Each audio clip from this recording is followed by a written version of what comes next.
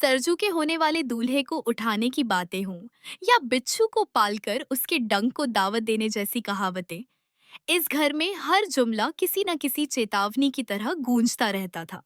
क्योंकि गुलाब सिंह की दुनिया में किसी की इच्छा, किसी का सपना, किसी का प्यार कोई मायने नहीं रखता था।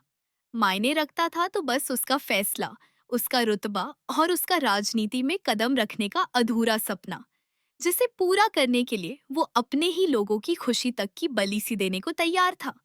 ईशा को गुलाब सिंह रोज फूल की तरह संभालता जरूर था, लेकिन ये स्नेह उसके लिए नहीं, बल्कि उसके जरिए मिलने वाली ताकत के लिए था।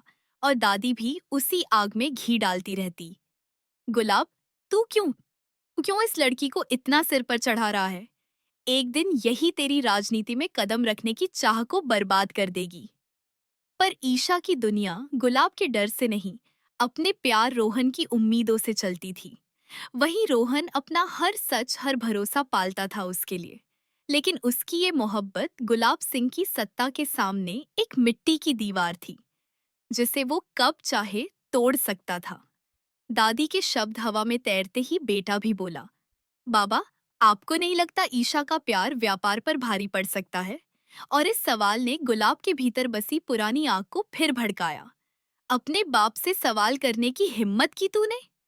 कमरे का माहौल तुरंत पत्थर सा जम गया और ईशा वो सब सुनते हुए भीतर ही भीतर कांप उठी। प्यार की दुहाई देने वाली दुनिया उसके सामने पलट कर खड़ी हो गई थी।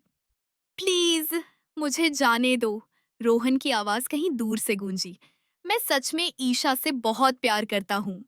पर इस घर के दरवाजों पर प्यार की कोई कीमत नहीं थी। सिर्फ गुलाब की मर्जी थी, और उसी मर्जी के आगे सबको सिर झुकाना ही पड़ता था। फिर जिंदगी ने करवट बदली, जब प्रिया का टूटा रिश्ता, पुराने जख्म और सूरज की गुस्सैल परछाई एक एक कर सामने आने लगी। लेकिन हवा का रुख तब बदला जब किसी ने एहसास दिलाया कि जिस बेटे को घर में सबने गलत समझा, वो हर रात अपने तकिए के नीचे पिता की तस्वीर रखकर सोता है। आपसे बात करने की हिम्मत नहीं होती, पर रोज इस तस्वीर से बात करता है। इतना सुनकर भी गुलाब के दिल की दीवारें नहीं पिघली, बल्कि और सख्त हो गईं। उसी दौरान रोहन के घर में गन पॉइंट की दहशत फैली। सबको घर में बंद कर दिया गया और फोन पर साफ आवाज आई, काम हो गया बाबूजी। गुलाब मुस्कुराया, शाबाश। इंदौर जानता था कि रश्भ रायफ कैसे गुंडा बना, और उसके पिता की ये जलती हुई नफरत आज भी उसे हर वक्त एक इल्जाम की तरह पीछा करती थी। पर गुलाब को सिर्फ इतना चाहिए था कि काम शांति से हो और ईशा अगले 7 दिनों तक सपनों की दुनिया में रहे। उसे जरा भी अंदाजा न हो कि उसकी शादी रोहन से नहीं, बल्कि एक बड़े पॉलिटिशियन के बेटे से होने वाली है।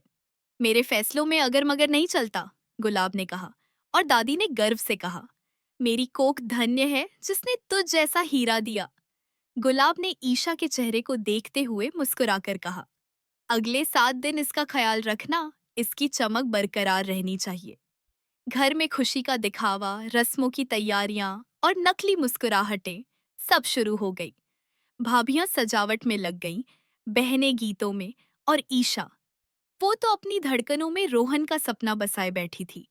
बाबा मान जाएंगे, देखना, वो कहती रही।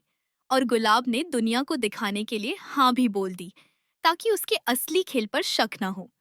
लेकिन 7वें दिन की डोली में बैठने वाली दुल्हन को ये नहीं पता था कि दूल्हा बदल चुका है। घर में मिठाइयां बांटी गईं, पर कावेरी ने ठंडे स्वर में कहा, जितनी सच्ची माँ की ममता होती है ना, उतनी ही सच ये बात भी है कि मेरी बेटी ये शादी नहीं करेगी। लेकिन गुलाब ने हंसकर कहा, जिस दिन वो डोली में बैठकर जाएगी, उसी दिन तू समझेगी कि निर्णय मेरा चलता है। मेरे खिलाफ कोई नहीं जा सकता।